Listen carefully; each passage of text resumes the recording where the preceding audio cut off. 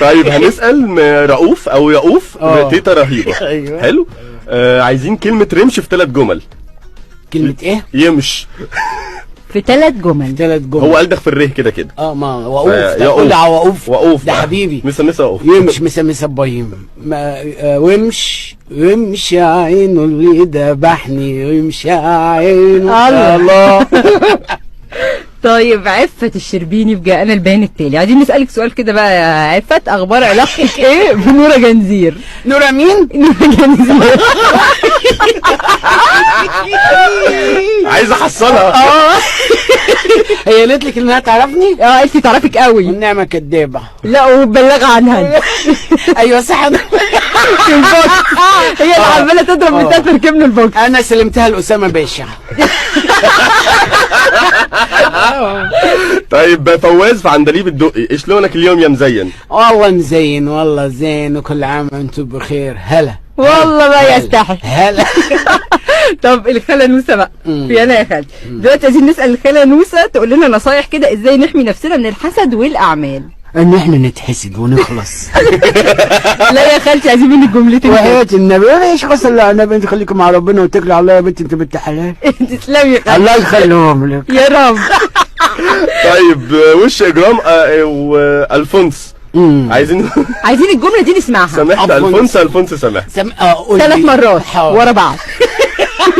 سامحت انفوسي سامحني، سامحت انفوس قول معايا، سامحت انفوس سامحني، سامحت انفوس. والنبي سامحني. طب اخر شخصيه معانا بقى الله عليك. الاستاذ رمضان مبروك ابو العالمين حموده. عايزين نسالك سؤال يا استاذ رمضان، انت ليه ما رضيتش تخطب تهاني وبوظت الجوازه؟ والله بالنسبه لموضوع تاني ده هو انا مش عايز افتحه، لان في حاجات شخصيه ممكن تجرح عائلات. لا عرفنا. لا ثانيه واحده مش هقفل على كده. أيوه. عرفنا ان كان في مشكله ليها علاقه بالاستاذ عمرو دياب. أيوه. والفنان حماقي، ايه بقى المشكله دي؟ والله يعني كان موضوع بينهم وبين بعضهم، كان ناويها وكان ناويها. ايوه. ولكن هما الاثنين اخوات يعني، وبيسمعوا لنا الكلمه، فالحمد لله رضخوا لكلامنا يعني.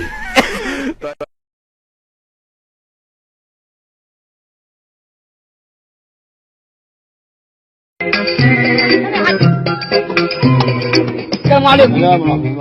الجامعة الأمريكية ميدان التحرير، بس بسرعة وحياة أبوك. ألف سلام عليك.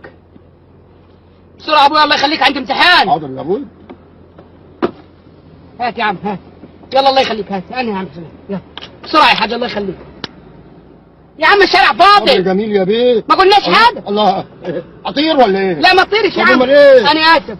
على مهلنا. بس أنا عندي امتحان الله يخليك بسرعة. معلش يا عم. لا إله إلا الله. جميل يا بيه. ما أنا مش شايف زحمة. وصل يا بيه. طيب. مطبات في الشارع اهي. ولا في ولا مطب، أنت بتكذب أهو الشارع فاضي. العربية دي بتاعتك ولا شغال عليها؟ بتاعتي يا بيه. عليها اقساط؟ اي والله. عادي ده جنيه لو الاقساط دي اتدفعت. طيب يا اخويا شاطر قوي. ماشي يا حاج ماشي. بس يا عم اقف. بص يا عم الحاج، انا اقول لك كلمتين، انا زي ابنك يعني. انت تروح تموت خميس وجمعه وتريح، تنزل السبت زي الفل. امسك